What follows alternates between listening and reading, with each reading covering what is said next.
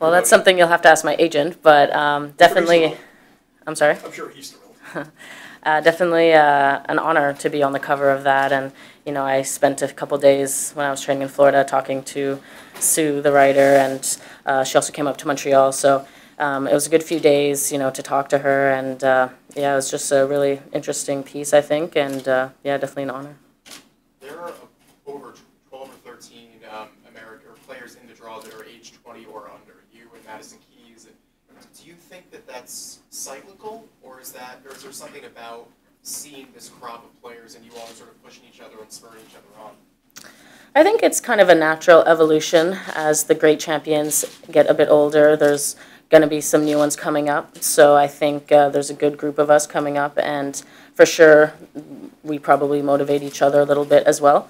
But I think it's just so interesting to have great champions who are still playing so well but are getting older, to see them play against, you know, the young guns who are, you know, going out with nothing to lose. I think it makes very interesting tennis. Is there a little more pressure playing in North America, playing this Grand Slam in North America? I don't see more pressure just because it's in North America, but, you know, definitely know there are expectations and pressure, you know, to do well. But that's, you know, something I have to get used to and something I've felt since Wimbledon, and just part of the process. You're expecting more of your army to come down from Canada? I don't think the Australian version of the Eugenie army is coming. I don't know if there's a New York version. We'll see. You project the kind of ice water in your veins persona. I wonder, is that something that you had coaches along the way teach you how to do, or do you think you were born with that? I think I have the self-confidence that I was born with. You know, I've always been confident in everything I do, and I've always been kind of a perfectionist, trying to do it as well as I could, whether it was a math test or a board game with my family. I always just wanted to win and be the best, and that translated onto the tennis court as well. You talked a little bit about how your life has changed a lot since reaching the Wimbledon final. I mean, for people that really can't comprehend what that would be like, I mean, in what ways has it changed? Is it people recognizing you? What is these last few weeks been like for you? They've definitely been, you know, busier weeks. I took some time off after Wimbledon, though, which was necessary, and definitely, you know, tried to be normal a little bit for a few weeks, which was actually very nice.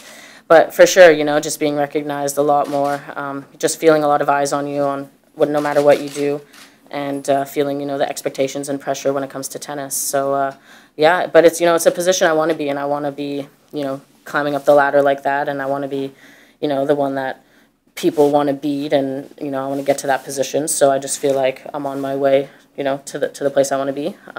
Not there yet. Still a lot of work to do.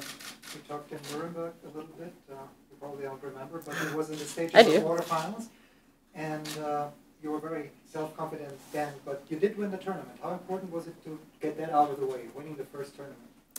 That was definitely a milestone for me. It was important to go to a city, to play 5 matches and leave and not lose. You know, there's something to be said about that, no matter what level tournament it is. That's a great accomplishment. So I was definitely proud to win my first WTA title. It was a goal of mine, so I'm glad to have accomplished that. And I think it gave me confidence for the rest of the clay season and the rest of the European season as well. When you have a hard court lead up like you did, what do you tell yourself mentally?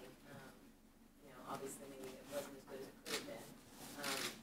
How do you handle that mentally? I'm not worried too much about my my lead up to the U.S. Open.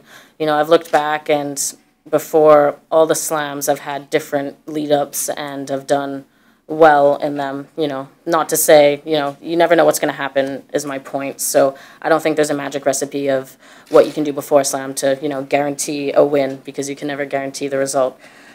So, you know, it's unfortunate. I would have liked to play more matches for sure. I would have liked to, you know, just have more time on the court, but I haven't been able to do that. So just a little bit unfortunate, but I'm feeling better this week. I'm spending a lot of time on the courts, so I'm looking forward to playing my first match. Are you from Montreal? You grew up? Where Yeah. you grew up? People love to get baseball back there. They're trying to get the Expos. I think you grew up there must be. I don't know, you probably weren't a baseball fan, but that was a big thing when the Expos left town. Now there's talk that they want to put the team back. They had some exhibition games that drew very well over Yeah. there. So be good for the economy, if nothing else. Yeah, I'd love them to come back. I remember going to a game when I was 10 years old, one of their last games, and it was sad because, you know, the stadium was really not full, and so they left. But, you know, it'd be a great thing for them to come back. We don't have many professional teams in Montreal, so. Are you a hockey fan? A little bit, yeah. I think I know Just don't think so, yeah. I apologize if this has been asked already because I came in late, but what are your thoughts on, specifically on your first round match?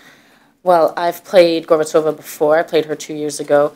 But, you know, that's so long in tennis years that it's almost irrelevant. So I'm just so grateful to be here at a Grand Slam and, you know, playing tennis and doing what I love. And I'm just going to go out and be so excited to play a match. You know, haven't had that many matches on the hard courts this summer. So, you know, I'm going to really just see it as such an opportunity. And I'm going to just try go for it and try play my best tennis and, you know, keep a positive attitude. Given the lack of that many hard court matches, how does that affect your mentality when you go out for the first time here? It won't affect me, I don't think. You know, maybe it's not the ideal lead-up you want, but I don't think there's, you know, a specific way you want to lead up to a Grand Slam that's perfect, that'll guarantee results. So, you know, I'm going to go in knowing that maybe I haven't played as many matches as I wanted to, but I've been hitting the practice courts a lot recently and, you know, getting practice matches in, and I'm going to go in swinging from the first round. You know, it's important for me to go in and go for it, whether I've played 10 matches or not. You know, I still have to fight and battle no matter what, so that's what I'm going to do. For recreational players that want to train like a professional athlete, what are a couple of your favorite exercises to do in the gym, and then what are a couple where you finish and go, oh my god, that was terrible? Well, I think tennis is interesting because you need everything. So you need to, you know, have good flexibility. I spend a lot of time stretching. You need cardio for those long points. So I would do probably, you know, bike intervals and things like that.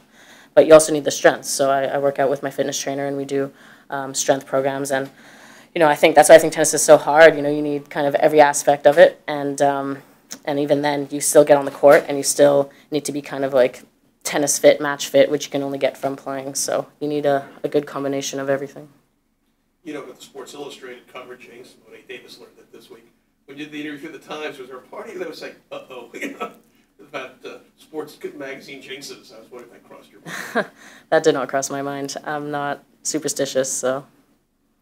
So if you're not superstitious, you look ahead in the draw, or don't you? I don't, because it's not about superstition, but it's just something I don't need to worry about. You know, to get to the finals, you need to win your first round. So it's just as important as the final match. So I'm just going to focus on this first round because that's all. That's the only match I'm going to play right now. In terms of scouting the other player, how do you prepare for a match? I let my coach do that. He likes to scout the players, and he'll give me, you know, some tips on my opponent and, you know, her tendencies and things like that. So that's what we do about that. But he also reminds me that it's about what I do on the court as well, and to not focus too much on the opponent. Are you at all surprised at just how quickly you've risen up the ranks in the last year? You obviously expect to get into the top 10 and do well, but to be unseeded last year and now a top 10 seed, I mean, are you surprised at how quickly that has come in 1 year? I wouldn't say surprised. Definitely proud of how I've come such a long way in a short time.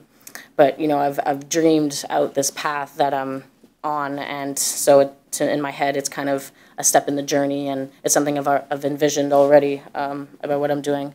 But it is a little crazy to think, like, 2 years ago I was in the juniors here, and I lost, like, second round juniors, so, you know, I'm definitely happy to be doing better than that. Last question in English. How do you like this environment, the U.S. Open? I mean, what do you think of New York? It's very exciting. I see the U.S. Open as glamorous. That's the word that comes to mind. And, you know, the city is so full of energy, and the fans get really into it here. It's kind of a crazy, busy, hectic week. And, you know, if we had this all year round, maybe it would be too much. But for the U.S. Open, it's amazing. And I think all the players are excited to come back here. And I am also very excited. And every time I come, I act as if it's the first time I'm here, and I'm taking pictures and like a little kid in the car trying to look out the window and things like that. And I've been like 10 times, so it has this special effect on you.